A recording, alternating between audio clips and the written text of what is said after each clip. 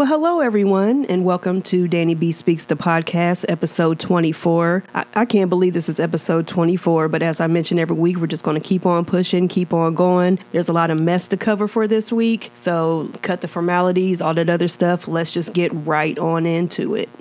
Now, I know this is a couple weeks old, but I didn't do a podcast last week. I had a lot going on. So I want to discuss the Bobby DeBarge story. You know what? And first of all, I want to give a shout out to TV1 for bringing us this story, because originally I thought that they were going to do the DeBarge story. You know, it's going to Unsung Original Movies. And remember, Unsung, the very first episode of Unsung, 10 years ago, maybe going on 10 years, was the DeBarges. And this one really threw everybody off because we knew they had issues, but we had no idea. And then a few years after that, they did one on Switch, which of course was the group that Bobby and Tommy DeBarge were in with some of their friends from Michigan. I think they just only had one album because Bobby and Tommy ended up leaving the group because of course people were in their ears saying, you don't need them, you know. And not only that, by this time, the group DeBarge, which is their younger siblings, were out here doing their thing. They started doing their thing. So Bobby was like, okay, we're either going to join DeBarge or we're just going to do our own thing, whatever. But okay, it was a good story. It was so heartbreaking. I mean, it really was. And I'm going to go ahead and just talk about a couple things real quick that bothered me. And well, there were actually a few things, but one thing I want to talk about are those wigs that they had on. Now, we know Bobby DeBarge and the DeBarges, they're mixed. Their mom is black, their dad is white. Okay.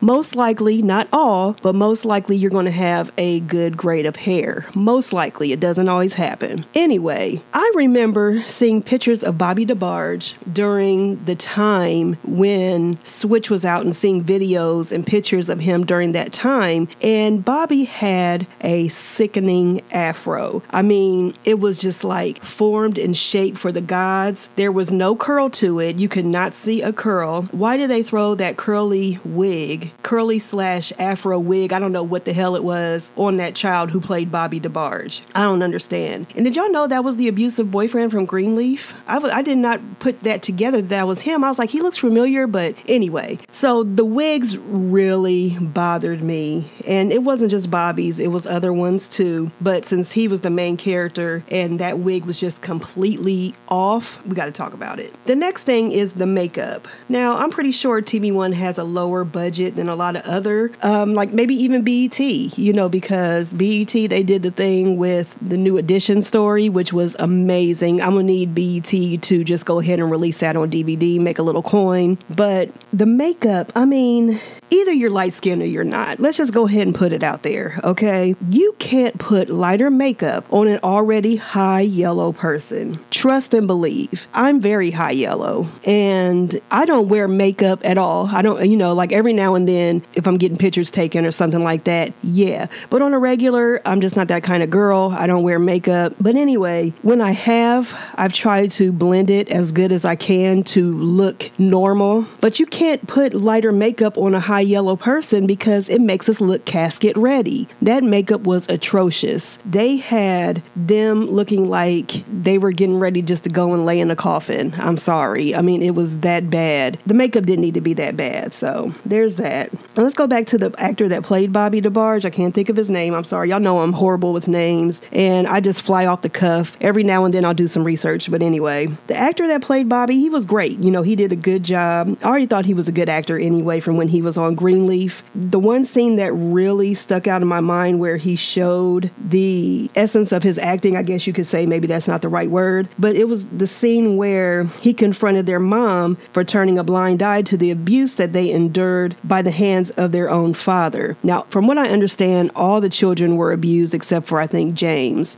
I don't know about any of the other younger siblings, but I know the older siblings were. And Bunny DeBarge, the oldest sister, and Bobby DeBarge, who is the oldest brother, they got it the worst. Now, if I'm not mistaken, I think Bunny's the oldest, but she was allegedly sexually abused by her father as well. And Bobby saw this and saw what was going on, and the DeBarges are messed up. It's just like, it's really bad. So it's like you kind of understand why even at the ages that they are now in their 50s and 60s that they're still struggling. It's obvious as to why. But that scene was real good, that when he confronted the mom and, asked her why she didn't, help them or listen to them or whatever. And he basically just put it out. Now, also the scene that really stood out was when he and James cleared the air. Now, James was always known, and he even said this in their Unsung, that James was pretty much their father's favorite. Never said why, nothing like that, but he said he got any toy he wanted. He was his dad's baby, all this other stuff. So I don't think that he suffered any abuse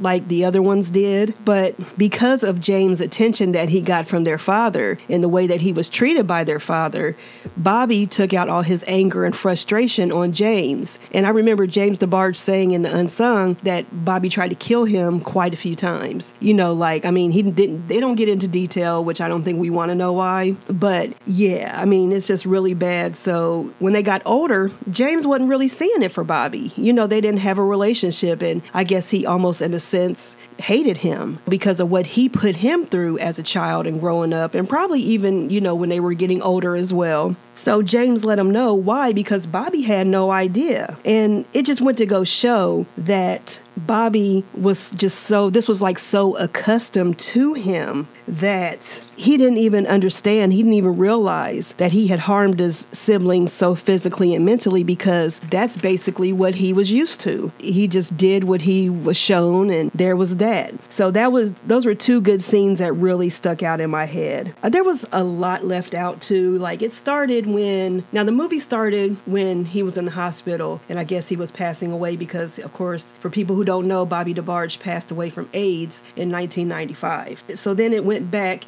and it started when they were in Switch.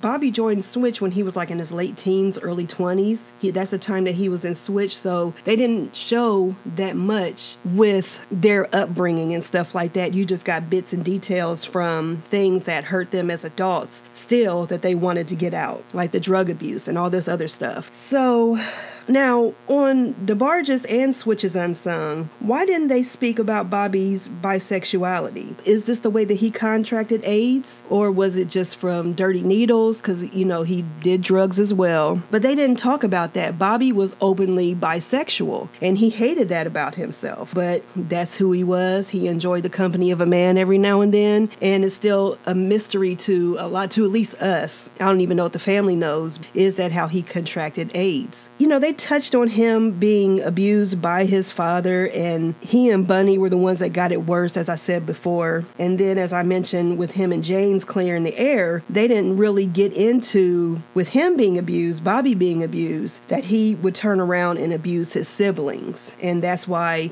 James confronted him about that. And as I mentioned, Bobby didn't even know. He didn't even know that this was a problem with them. Then the movie goes on, and he has two sons who, of course, are men now, and he was married. His wife actually, I think, had a huge part in doing the movie. I don't think that so I'm trying to figure out when he contracted AIDS, because his wife, from what we know, isn't HIV positive or doesn't have AIDS, and his sons, from what we know, don't have the virus either. So it's just very interesting how this all played out. But in saying all that, it was a good story. I still kind of wish that they would have did the DeBarge story first, but this was a good one that needed to be told too. A lot of people, including myself, always thought that Switch were the DeBarges, because you always heard Bobby's voice, and Bobby and Elle sound so much alike. It wasn't until I got a little older that I actually maybe saw something like a video or a picture or something like that. That's when I first heard about Bobby DeBarge. And then he wasn't, of course, performing at the time, but not long after I found out about him, he passed away. It was good. It was really good. And we'll see. So there's an R. Kelly update. I said I was only going to talk about her when something happened. So R. Kelly has been arrested once again, this time for sex trafficking, kidnapping, and obstructing justice. It's also been noted in a 23-page document that R. Kelly was paying off family members, friends, and workers to keep quiet about what was going on. Once the payments stopped, that's when the tea started getting spread. So that's basically what happened. That's the only way, well, one of the only reasons as to why all this is happening to him right now is because people have been running their mouths, basically because they stopped getting payment. So these people need to be checked too, because they're guilty as well. I'm just saying. I think it's a wrap this time, Kels. I really do. I don't know what to tell you. I do know that frickin' frack, your two concubines that are, fighting for you to the death and on national TV looking like fools. I know that they do need to start making good with their family because you're going to be gone for a while. I'm just saying.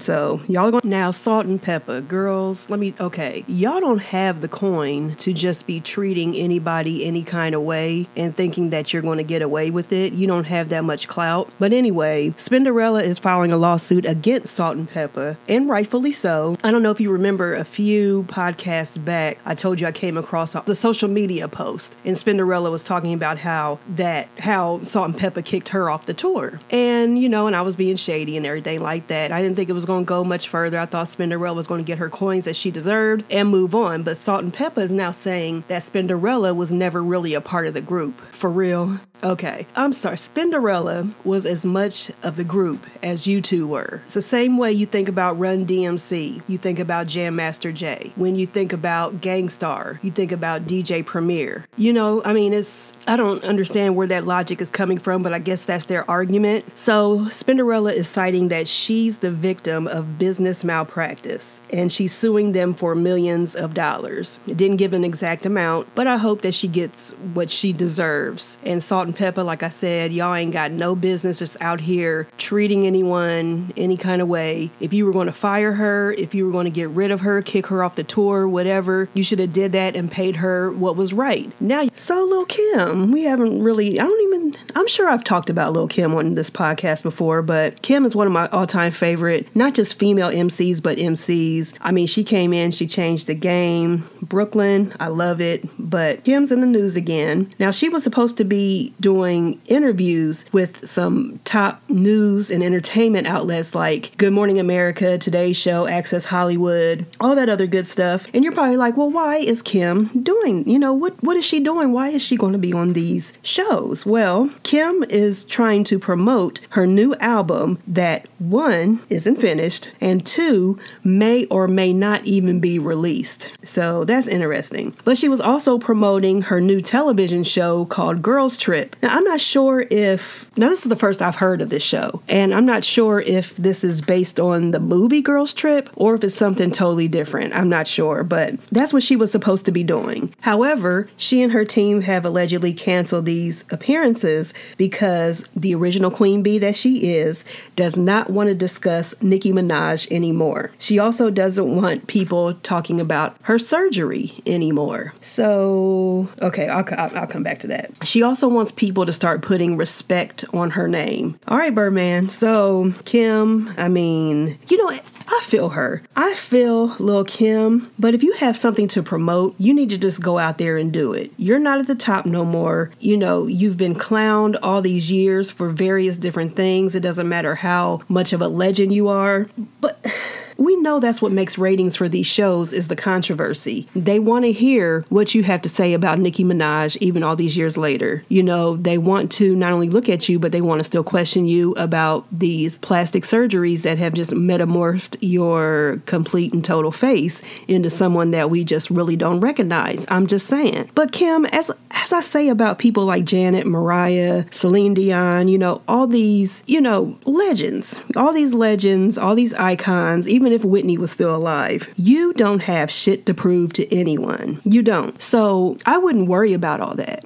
Okay, I understand why you're doing it, why you've canceled, but I don't think that you should have. I truly don't. You still need these people out here. Even people like me who are your fans are confused as hell and don't know what's going on with you. So if you have something that you need to promote, whether it be an album, a television show, movie, whatever, you need to be out here doing these top shows. You're Lil' Kim. I wouldn't worry about proving anything to anybody else because you don't have to, but whatever. So now these news outlets are saying that they're the ones that canceled the interviews because Lil' Kim and her team were putting mad restrictions on what she can and cannot be asked. So there's that. But Kim, I think that you do need to do these interviews. And so what I'm going to need for you all to do is once you finish listening to my podcast, I'm going to need you to search for the John Effect podcast. You can check him out on SoundCloud and Apple Podcast. It's my boo. This is my friend. He's doing the thing. He's been podcasting. I think I started listening to him like maybe 3 or 4 years ago, but he was one of the originals that I think that I discovered that took it on upon themselves to do a podcast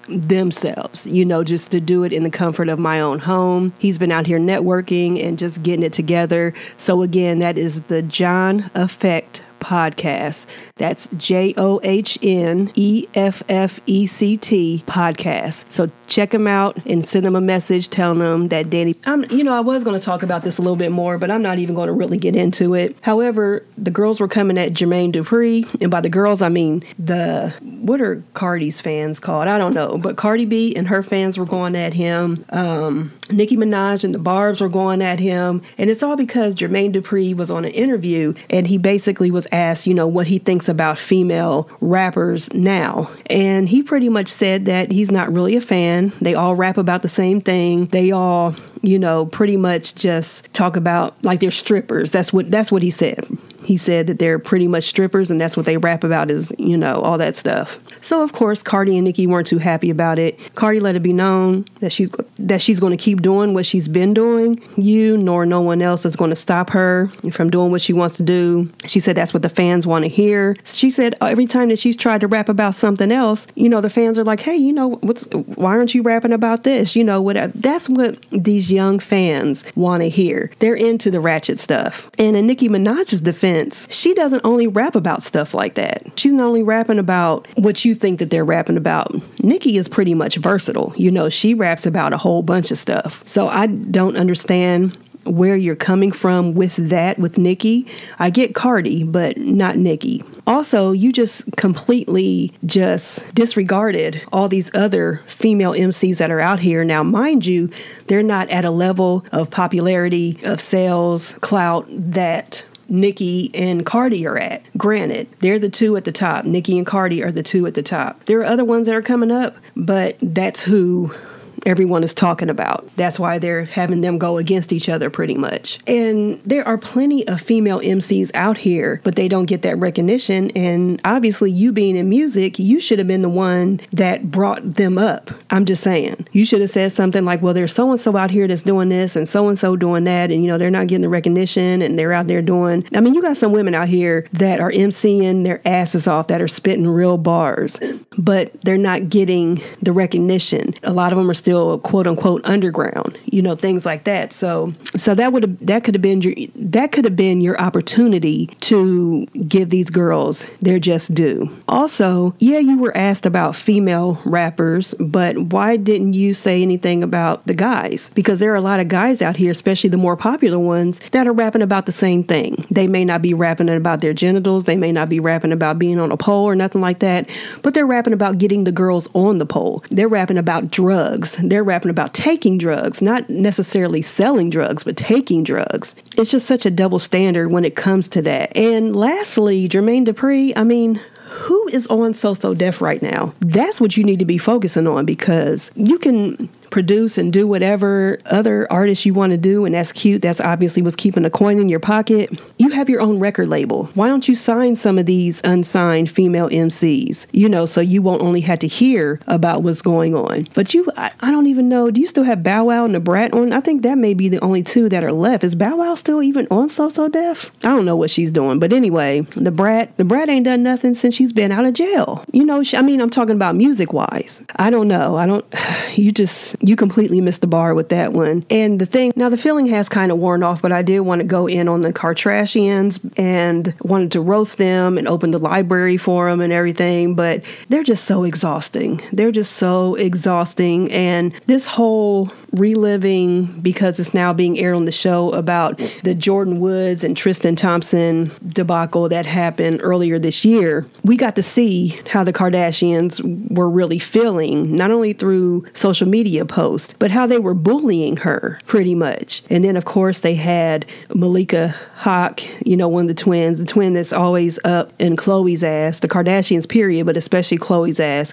They tell her to jump, she asks how high, that's just how she rolls. Scottie Pippen's wife, she was another one who was running her mouth about Jordan Woods. Girl, you need to worry about your own effed up marriage and no one else's. And they weren't even married, but you know what I'm saying? No one else's relationship, nothing like that. It's really sad to see all of these black women kissing their ass and condoning this behavior against other black women. It's pathetic. And someone who shocked me, but really didn't shock me, was we got to see on the show, well, I didn't watch, but from what I heard, Kimora Lee Simmons pretty much told them to go after her. And Kimora has children the same age as Jordan. Now, would you want your children to be treated like that online? And the sad thing about it is Jordan admitted her wrongdoing in it. She said that she was sorry over and over again. What the hell do you want? It's like you want somebody to kiss your ass. And all this is karma, because how you all have taken other people's men and not gave a damn about it. But you felt like you could do that because you're a Kardashian. You feel like you can do anything you want to, but when something happens to you, I'm not going to say it wasn't a big deal, but it wasn't as big as y'all are making it to be. Especially for one, Khloe and Tristan weren't even together. And two, it wasn't like Jordan kissed him, but of course, you always got to be mad at the woman. And this entitled attitude that the Kardashians have is really sad. But that's because they have been led to believe that they're, the queens and could do whatever they want. And the main one that was on there talking trash besides Khloe, now it's understandable for Khloe to be talking trash, but I did think that she took it far because this happened to her. But Kim was the main one on there running her mouth about Jordan and saying all this other stuff when you cheated on your ex-husband with Kanye, with your current husband, and also while he was in a relationship. And it doesn't mean that everything's okay now because y'all are quote unquote happily married. Nobody really knows if you are or not. But that doesn't make it all right now that y'all are married and have a family. That all the cheating and backstabbing and everything that you did is okay now. Were you calling out Khloe when she took French Montana from Trina? Were you calling out Khloe when she took Tristan from his first baby mom, who coincidentally is named Jordan too? It's ridiculous. And I know most of this that they all do is for ratings and television and stuff like that, taking it this far. But as personal as this was, especially to Khloe, it truly showed their true colors. And if you still support this trash after all of this, then I'm starting to question you. But the Kardashians, y'all need to stop. And Chris Brown. Here goes Chris Brown again with his ignorance. I like Chris Brown as a musician, but I think he's an effed up person, and it's like for years, I didn't want to judge him. I didn't want to, really get into all that, what type of effed up person he is, because sometimes he does make me laugh, but he has a lot of growing up to do. Now, he got called out by quite a few black women, and of course, to everybody else, black women are just being sensitive. But there's a lyric in one of his songs on his new album, which I do like his new album. I listen to it probably at least twice a week since it's come out. But the lyric goes, I only want to F the black bitches with good hair. So per usual, there are many things wrong here. And sadly, black women continue to ignore this level of disrespect and still cape for him, because you had women on there taking his side and everything like that, and basically just ignoring the disrespect that he constantly gives black women, which is common. As it's always said, the most disrespected and disregarded woman is the black woman, or person, I should say. And we get treated like this not only by people of other races, but by our own black men. They are the first ones that are quick to say something about black women. And they do it like, some of them do it like in a joking way, but they mean it. This is why I say he still has a lot of growing up to do. If when you get called out about something that, someone else isn't too happy with that you did, or, just it made somebody feel a certain type of way or whatever, if your first reaction is to degrade them and trying to be funny, or basically just ignoring how somebody may feel about something that you constantly keep doing, if that's your first response, you have a lot to learn. And it doesn't help, as I mentioned, with all these women who are still caping for him, but his mother basically saying, oh my gosh, it's just a song lyric, whatever, all this other stuff, which you haven't helped him in anything in this situation. Yes, Chris has grown, but as many other black women, always taking up for her black son, regardless of how wrong he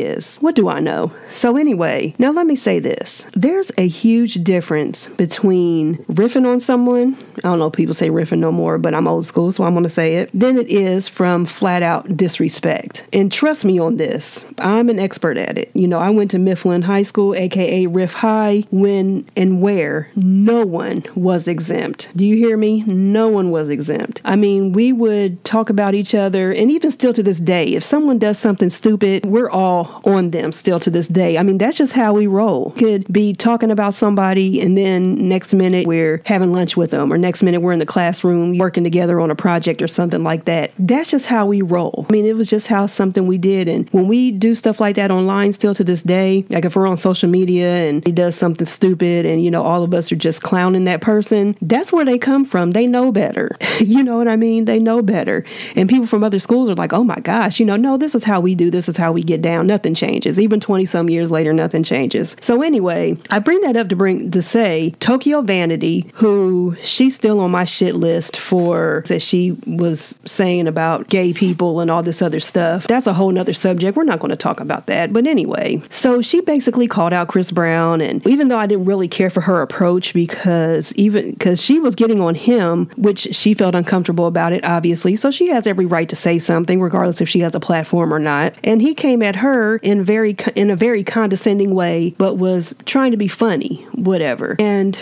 it's not going to fly over with someone like Tokyo Vanity. She basically let it be known that no, he is really this person that, one of her girlfriends was trying to get into VIP, and they said they weren't letting any dark-skinned people in there, and she looked and it was all light-skinned girls in there. So she put that out there, but then she started calling him a drunk and a pill popper and a druggie and all this other stuff. So it's like, you can't really, when you're trying to tell somebody that they shouldn't do this, but then you turn around and do almost the same thing, shame them in some kind of way that you felt that they did you and your friend. It doesn't work that way. They went at it for about a day or so, and there's that. Of course, all these women were coming at Tokyo Vanity, leave Chris alone and all this other stuff. And the other thing was people were arguing that that's his preference. Now, we all have preferences. There's nothing wrong with having a preference at all. And that's the argument that people are giving when he says stuff like this, or other people say stuff like, especially, we're just going to keep it on the men.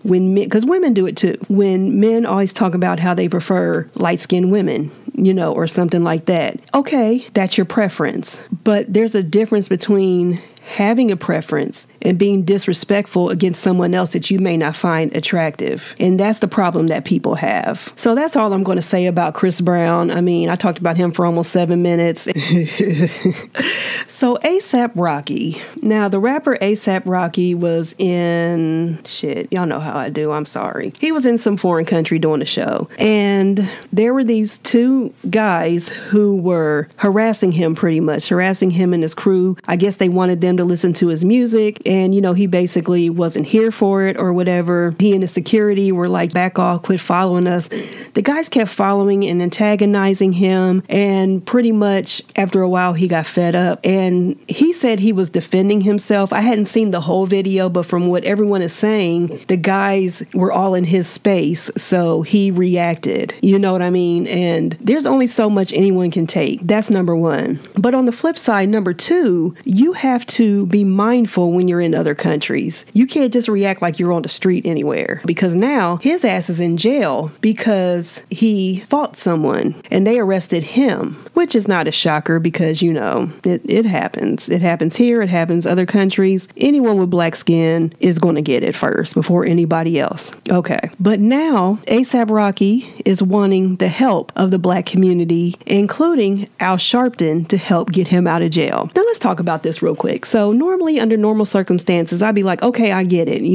Regardless if you weren't supposed to be over there fighting or nothing like that, somebody was in your space, they were bothering you. I'm not going to say I wouldn't react the same way. I'm not going to. I get it. You were arrested on some bullshit. You need help to get out. Okay. But not too long ago, and this is the problem that me and a lot of other people are having, is you were saying because you live in Soho and you live in Beverly Hills, you can't identify, even though you're from Harlem, but you can't identify with the Black Lives Matter movement. You can't identify with black people needing to be this, to get help and everything like that. And you're not seeing what's going on in the black communities. What do they want you to do? You're over in these ritzy areas, pretty much just living your life and not paying attention to what's going on in your community. And you also said that you're not Al, talking about Al Sharpton. So what do they want you to do? The tables have turned. Says you are needing all the help that you can get right now. And who is the first people that you're calling on? Black people, the community that you completely and admittedly turn your back on, and Al Sharpton, who you basically said you're not Al, so what do they want you to do? It's just letting you know that you're not exempt from anything. It doesn't matter where you live. It doesn't matter what you drive. It doesn't matter how much money you have. None of that matters. At the end of the day, you are still a black man, and you are learning the hard way. And now the very people that you turn your back on is who you call for help first. Why don't you call your white friends? Why don't you call your neighbors in Beverly Hills and Calabasas and Soho? And, you're good friends with the Kardashians. Why don't you and Kendall are real cool. You and Kim are real cool. And Kim does her thing with getting people out of jail, pardoning, getting people pardons and stuff like that. Why don't you call them? I don't know what you expect us to do. Of course, some black people are in their feelings like, we can't do that in this situation because, he was wronged and everything like that. He didn't care about innocent black people being killed. He didn't care about innocent black people being arrested and harassed and things like that just for being black. He didn't care about that. So why? Now, as comical as my ignorant ass finds this, it's really not funny. But, okay, let me just go ahead and get into it. So, they've been doing all these live action remakes of Disney classics. So, up next on the list for the casting is The Little Mermaid. And I love The Little Mermaid. I want them to do a remake of that. I said after I heard about The Lion King and Aladdin being remade, I said Hercules and The Little Mermaid need to be next. And thank God Little Mermaid is next. So I'm going to need y'all to get on Hercules next. So anyway, The Little Mermaid is being cast and they have picked their Ariel, who of course Ariel is the lead character. She's the Little Mermaid. And who did they cast for The Little Mermaid? Halle Bailey, who is from the singing duo Chloe and Halle. And if people don't know who that is, these two they're sisters, and they can sing their asses off, like for real, for real. I think Halle is the younger one. Yes, they're black, so that's where the problem is. It doesn't matter if Beyonce discovered them and you put them on and everything like that. No, that doesn't matter because Ariel is white. Ariel should be white, and there's no ifs, ands, or buts about it. You got white people really pissed off. But you have other races pissed off as well. You even got black folks. There were a couple Indian people who I saw online say stuff and talking about my Ariel is white. So I don't know how I could feel about this. Okay, so y'all think that Ariel is solely white. Now, first of all, it was a freaking cartoon. That's number one. Number two, she's a damn mermaid. Mermaids aren't real. will. So why does it matter if she's white or black or whatever? Why does that matter? Okay? Why on earth does that matter? But it does to people. They're pissed. People are already talking about boycotting it and everything like that. That's okay, because we'll just do another Black Panther, and we'll go out there and we'll support our Ariel. That'll be that for that. But it's just so ridiculous that all these adults want to take away from something that is mainly for kids. Disney is catered to children first. And even though it's a remake on the movie that a lot of us who are now adults grew up on, it still doesn't matter. They said their Ariel is white and she should stay white, and that's what it is, regardless if she's a fictional character, regardless if she was a cartoon originally, regardless if mermaids don't exist. Mermaids are white, pale girls with red hair. Point blank in the period, that's what it is. There have been a lot of miscastings in Hollywood for years. There are still times when Jesus himself is cast as a white, blonde-haired man with blue eyes, which he is not. He's still depicted in a lot of churches like that, and he is not. It even says in the Bible that he's not. Can we talk about Cleopatra? Even though I love Dame Elizabeth Taylor, I was devastated when she passed away. I love the movie Cleopatra, but Cleopatra was not a white woman, and I don't care when that movie was made. There have been so many miscastings when it comes to race and things like that for years, where and even a lot of and these were real people who weren't white, but white people played them. So what if they go and they remake a Tarzan movie and have like Idris Elba or something like that? And that's another thing. Let's talk about Idris Elba real quick. There have been rumors for a couple years now that he may be, when Daniel Craig, who is the current James Bond, when he gives it up, that Idris Elba could possibly be the next James Bond. They were looking into that. So of course people are pissed already because no, James Bond is white. Y'all just need to get over it. Y'all seriously need to get over it. And the sad thing, these are the same people who go around and talk about, I'm not racist. These are the same ones. So Ariel is going to be black. Stay mad. Whatever other characters are out there, stay mad. Now, all these years throughout Disney, we didn't have any minority characters until, who was the first one? Maybe Mulan, and I'm talking about lead characters, the Princess Frog.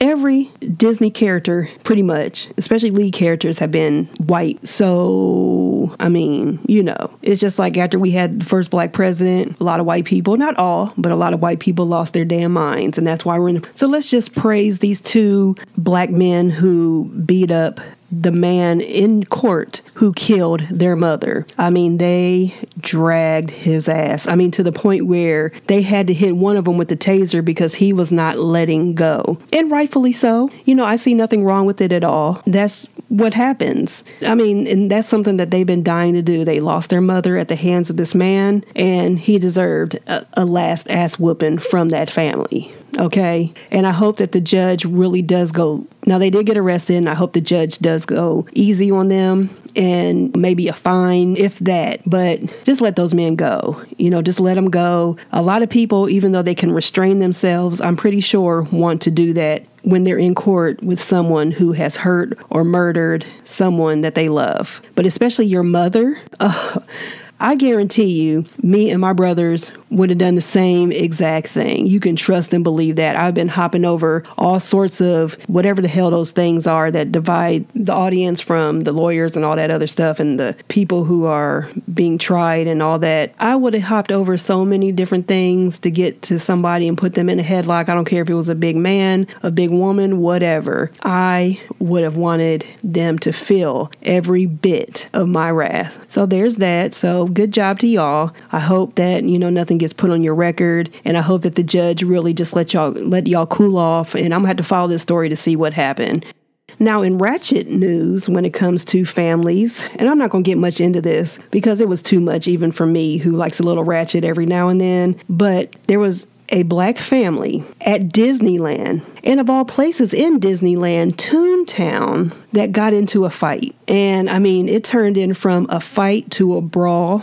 There were men hitting men hitting women, but the men seemed to hit the women a little bit more. And the one that was mainly the ringleader, well, from what I think started it, from what I saw in the video, was it was a brother and sister, and they were arguing. Now, mind you, the sister had a stroller with 2 kids in it. They were arguing, the brother and sister were arguing, and she spit in her brother's face. Now, I don't know what it is about trifling ass people and why they always have to spit at someone. I mean, spitting is like the worst thing you can do to someone. It's the ultimate disrespect, and it's disgusting. So I can understand him going off on her for that, but it just kept on going. And it was not funny, but it was crazy at first when the 2 men were going at it. All they were doing was just sitting there with their, dukes up and, hardly even connecting on each other. But when the women came in, they were punching them in the face and hitting them in the head and all this other crazy stuff. But the sister who had the 2 children pushed these children just to the side, and you could hear her say, "Watch my baby." And it's like, to who?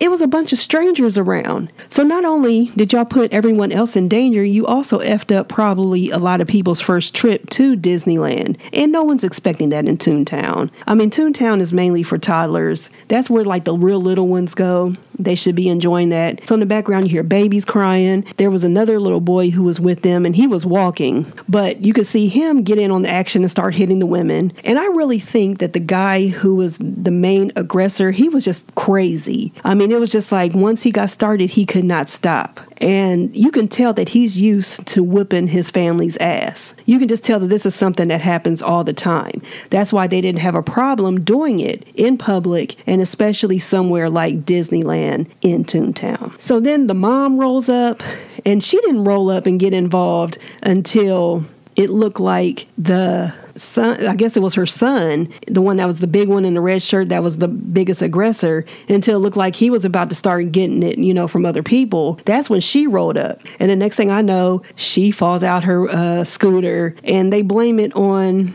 the aggressor's girlfriend. So then he goes off on her. I mean, it was just crazy. It was the craziest shit. And this kept going on and on. I mean, people who were patrons of Disneyland had to be the ones to break it up. I mean, some guy had to put I keep calling him Red. The guy in the red shirt that was the aggressor, they had to keep putting him in a chokehold until he basically, just put him down for a second. I mean, it was the craziest thing ever. And y'all know Disney isn't prepared for this type of nonsense. People are all pissed that, it took security forever to come in. I mean, they had this old man who was cleaning up, and he tried to break it up. As I mentioned, the patrons were trying to break it up. And I mean, it was just like, it just wouldn't stop. And of course, you got the aggressor talking about, "I don't care, take me to jail," or whatever.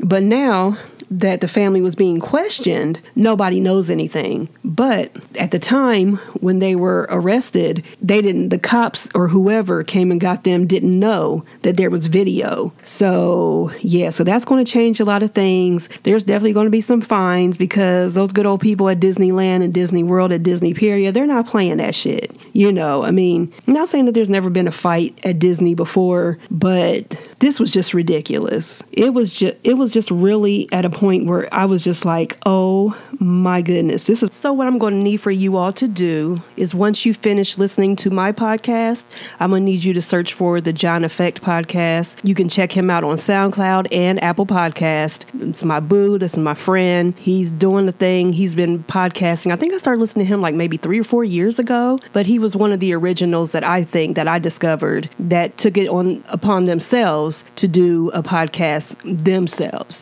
just to do it in the comfort of my own home. He's been out here networking and just getting it together. So again, that is the John Effect podcast. That's JOHNEFFECT podcast. So check him out and send him a message telling him that Danny Pose. So Pose on FX this past Tuesday was a doozy. I mean, I was like drained for almost 2 days because one of my favorite characters was killed off. But the good thing about it is she's going from Pose to being on the new season of American Horror Story. That's a good thing. So that's understandable why they killed her off. But I don't know if you remember me talking in the last podcast about the storyline that happened, which was a true story about the mummified body. And then at the end of me talking about that, I said, now I hope they don't give us a Venus extravaganza story. And they did. So Venus Extravaganza and she's a real person. She was a real person. She was featured in Paris is Burning, and she was one of the only white people in Paris is Burning because, of course, Paris is Burning mainly focused on the Black and Latino ballroom scene. But she was a white trans woman and just fit in perfectly. I mean, they loved her. She was one of the more popular ones. She won a lot of categories. But Venus was killed in a hotel room turning tricks, and that's what happened to Candy. They found her in a hotel room the same way that they did Venus Extravaganza. So they gave us that storyline. I was hoping they didn't, but they did. I kind of had a feeling they would eventually. I didn't know they would do it right after The Mummy, and I'm glad they gave us a week off, but still, I need another week off from Pose. Not really, but it was just too much. Candy was one of my favorite characters. I mean, it was a great episode. I'm not going to recap the episode, but it just really blessed me. It was good. It was a good episode, and I'm glad that they did it. I'm finally glad that they did that and gave Candy a storyline like that, even though it was her demise, but it was still good. It was still really good, the way that they played it and everything like that. I didn't think that they would kill off a main character like this, but it's understandable to her going to another show, and also for this to be brought. They kind of had to do it this way to a main character to bring awareness towards what's happening to trans men and women in this world. And this has been happening. I mean, Venus Extravaganza was killed back in, I think it was the late 80s. She was killed then. And I mean, it was going on before then, and it's still going on to this day. Just the awareness that needs to be brought to trans men and women who are being hurt, beat down, and killed. It's just really out of control that this is still going on. It was a story that needed to be told. I'm just sad that my girl Candy is gone, and the way that it happened. I did not want Candy to go out like that. I didn't want any of them to go out like that, but I really liked Candy, the character of Candy. I really liked her because she was real, she was raw, she didn't give a damn, but you can tell that even though she would be clowned, she still would keep going. And that was a message right there. Okay, so the last story I'm going to get into, which is just precious in my opinion, before I get into the health segment and we get out of here, is Tempe, Arizona police versus Starbucks. Now, this just blessed me, and I saw absolutely nothing wrong of it, but there were like maybe 6 police officers in a Starbucks in Tempe, Arizona, and a customer, I'm pretty sure they were black. And if they weren't, that blesses me even more. But they went over to the Starbucks employees and said, I don't feel comfortable with these police officers here. Can you ask them to leave? Now, that alone right there blessed me, just to even put it out there like that. So the baristas, I don't know if it's the manager or whatever, but somebody asked them to leave because you're making our customers feel uncomfortable. Now, of course, you know they were caught off guard, and you know that they instantly got pissed and they left. They left, and now they started the hashtag boycott Starbucks. I mean, if that ain't some fucking nerve, I mean, that ain't some nerve, honey. I mean, I fell out. Now, rightfully so, they can be upset. I get it. But I mean, now this is what they should have done. When they were asked to leave because a customer in there did not feel comfortable with you there, instead of just leaving, you should have said, oh, no, because you're supposed to protect and serve everyone. So you should feel like you should protect this person who feels uncomfortable with you being in this close proximity to them while they're trying to partake in a nice glass of expensive ass coffee and treats and whatever. Why didn't you go over there and try to just like introduce yourselves and smooth things over and try to make, I'm sorry that you feel this way about police officers, but we're here to reassure you that we're here just enjoying our cup of coffee like you are. I mean, this could have been a time for dialogue, but instead their punk asses leave and throw a temper tantrum and start their own Starbucks boycott, which of course didn't work because for me, now I just been doing Starbucks maybe once or twice a week, because I used to go all the time, but I've been doing like once or twice a week,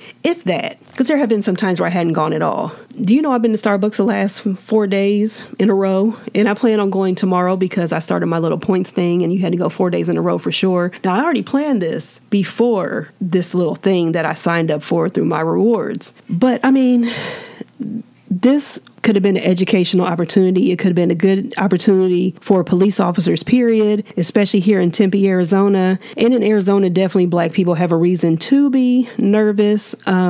Yeah, I mean, I've been to Tempe before for some training a long time ago. They tried to get us to move out there when the department I work for transferred out there. I said, hell no, I will never live in Arizona. But I just don't understand. I mean, they just left and started a hashtag and tried to start a boycott that completely failed. And, it didn't work because there are usually like 2 or 3 police officers in the one I go to if I go and get some coffee in the morning. There are 2, or usually there's 2, and they're probably partners. And sometimes there's a third one. And I think it's like 2 or 3 other police officers who are retired. They're older men who may meet them up there. And they were still there. Honey, they still were in there getting their coffee after this story. after this story got. All right, lastly in this week's health segment. Now, I was going to talk about the first 2 phases of the liquid diet, which is the clear liquid and the full liquid diet, but I did a post on that because I have a good friend who's getting ready to have surgery, and then I have another good friend who just had surgery, and she was asking me some questions. They both were asking me questions. So I went on and did a blog post about it so I can get it out before I was going to record the podcast, but I decided to do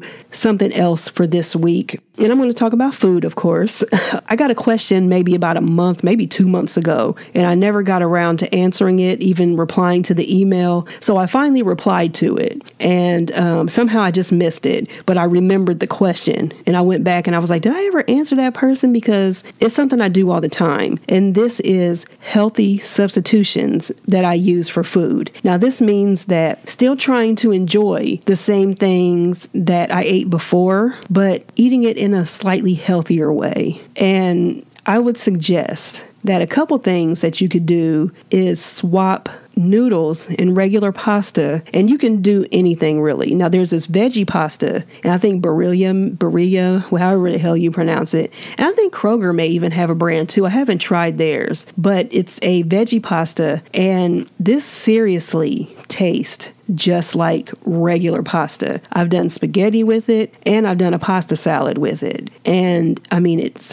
low in carbs, very low in carbs compared to regular. Not only that, it has a lot of vitamins and stuff in it because it's pretty much made from green vegetables. So I think it's zucchini and maybe some kind of greens or something like that, but you seriously can't tell the difference. And it just says veggie pasta on it. And it may turn you off a little bit just looking at it, but it's good. Trust me on this, it's good. I'm one of the most picky people in the world. There's that.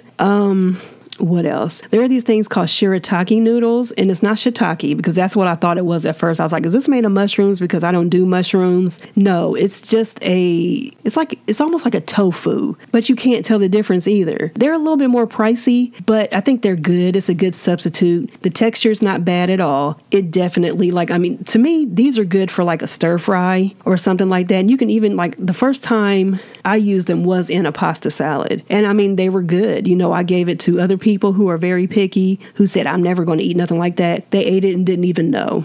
Okay, so that's another good substitute for pasta. And of course, I know people turn their nose up, but cauliflower rice, broccoli rice, very good. Now, of course, it's not the same, but I will say this about the cauliflower rice. For the cauliflower rice, if you, say you use it for fried rice, say you're substituting it for fried rice, I should say. If you use the fried rice seasoning, if you put some soy sauce on it and just fry it up that way in a pan, it tastes once you add all the other stuff in there, you seriously can't tell the difference. Really. Not even when it comes to texture. Because rice is a weird texture as much as we love rice, but it's still a weird texture. Now, I do eat regular pasta every now and then, and I do eat rice very rarely, but I do eat, I'm talking about regular. But on a normal basis, these are things that I substitute for. Now, when it comes to the broccoli rice, what I use that for is usually if I make a broccoli casserole.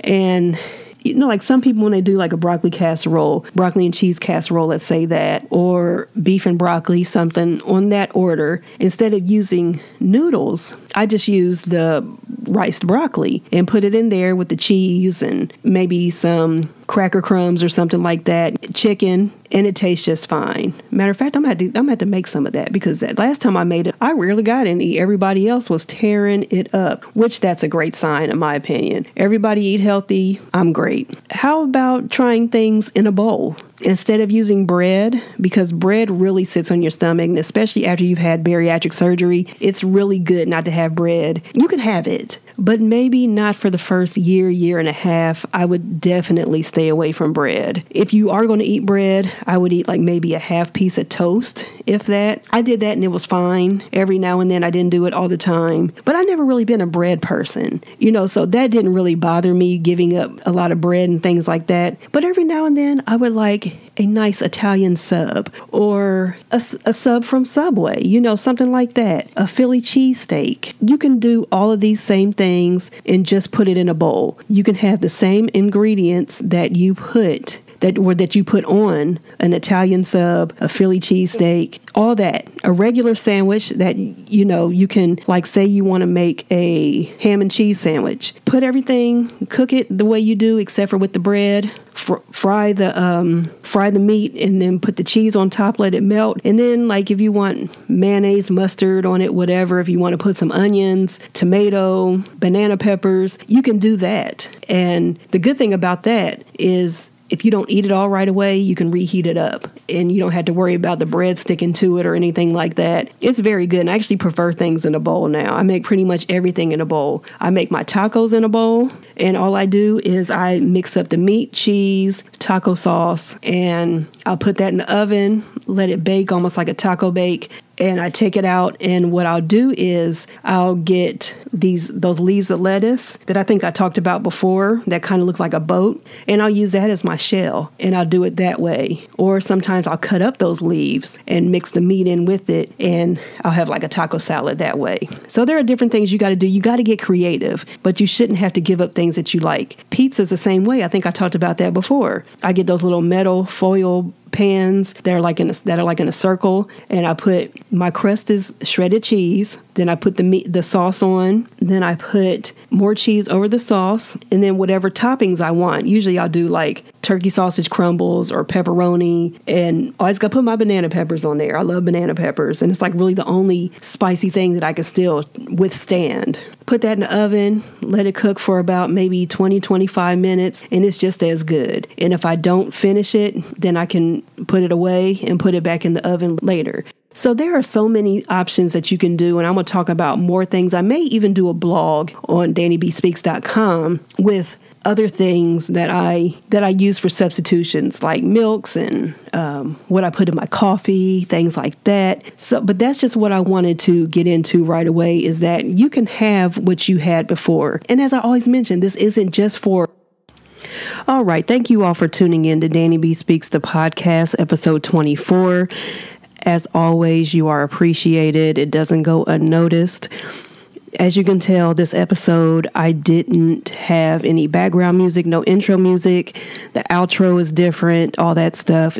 It's because I did an update on my computer, and for some reason, it's doing something weird when you upload audio into the program, into GarageBand. So I'm going to have to figure that out. But until now, we'll just roll like this.